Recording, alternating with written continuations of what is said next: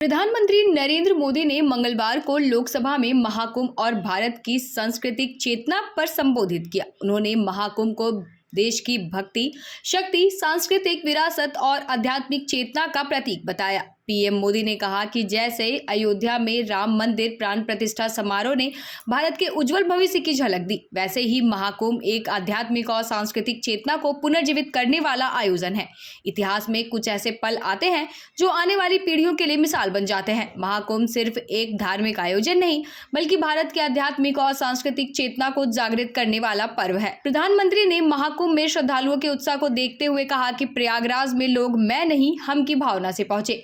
महाकुंभ भारत के विराट स्वरूप को दर्शाता है और यह उन लोगों को जवाब देता है जो भारत की क्षमता पर संदेह करते हैं। उन्होंने कहा कि यह आयोजन एक भारत श्रेष्ठ भारत की भावना को और मजबूत करता है। प्रधानमंत्री ने महाकुंभ के सफल आयोजन के लिए प्रयागराज और उत्तर प्रदेश की जनता को धन्यवाद दिया।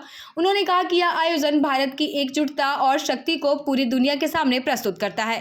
पीएम मोदी ने स्वामी विवेकानंद के शिकागो भाषण, 1857 के स्वतंत्रता संग्राम और गांधी जी के दांडी यात्रा का उल्लेख करते हुए कहा कि महाकुंभ भी एक ऐसा ऐतिहासिक आयोजन है जो भारत की सांस्कृतिक शक्ति को दर्शाता है। उन्होंने कहा कि जब समाज अपनी संस्कृति और विरासत पर गर्व महसूस करता है, तब ऐसे ही भव्य और प्रेरणादायक आयोजन होते हैं। प्रधानमंत्री ने कहा कि महाकुंभ में जाति, वर्ग और क्षेत्रीय की भेद समाप्त हो जाती है। इस आयोजन में हर वर्ग, हर समाज के लोग एकजुट होकर भारतीय संस्कृति की महानता को महसूस करते हैं। महाकुंभ सिर्फ आस्था का पर्व नहीं, बल्कि भारत की एकता, सांस्कृतिक विरासत और आध्यात्मिक चेतना का अद्भुत उदाहरण है। प्रधानमंत्री के संबोधन ने महाकुंभ के सांस्कृतिक, राष्ट्रीय और आध्यात्मिक महत्व को और ज्यादा बल दिया।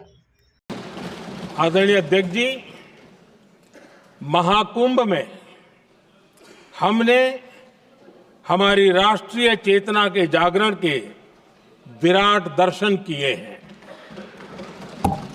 ये जो राष्ट्रीय चेतना है, ये जो राष्ट्र को नए संकल्पों की तरफ ले जाती है, ये नए संकल्पों की सिद्धि के लिए प्रेरित करती है।